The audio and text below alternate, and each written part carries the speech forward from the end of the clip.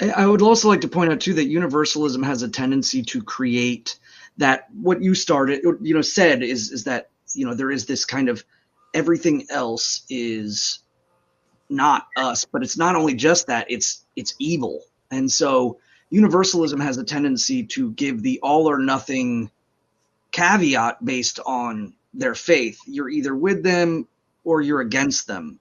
And I think that a lot of people don't understand that folk faiths are, there's an understanding that there are other people, there are other things, there are other forces, and what truly makes those things the antithesis against you is their deeds, their actions, the way things are led about. So acting nobly in our faith does extend 100% to our people, but it also exemplifies the deeds we do to anyone else.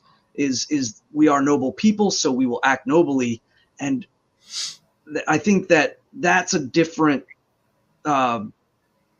preset that a lot of people don't think. They think of the political hot button issue, so it's immediately it's villainous or what have you. And in a lot of ways, the people that are telling you that stuff need it to be that way, to substantiate either their existence or the framework of their ideology, which might be universal, say like in Christianity or Islam, or it might be universal in a political sense, like with perhaps like communalism and things like that. And so these people need desperately to have the outside, evil, demonic, sinful forces to propagate and spread their ideology. And whereas I think for us, we want to keep it within our people. We want our children to know the stories of our ancestors.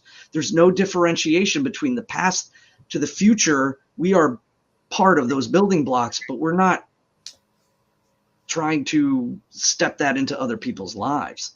And I think that a lot of people at least find that as one of the greatest misunderstandings of our faith, especially from the Asatru Folk Assembly, because the way he posited the question was in Asatru, and again, you said very well, is that the Asatru Folk Assembly allows us to create our inner guard, which is a very important factor in our faith, and all peoples can define themselves by their titles, or some churches and things like that will define themselves based on who they try to bring into their congregations, whether it's economically or linguistically or what have you. People do it all the time. Ours is based on those 4 precepts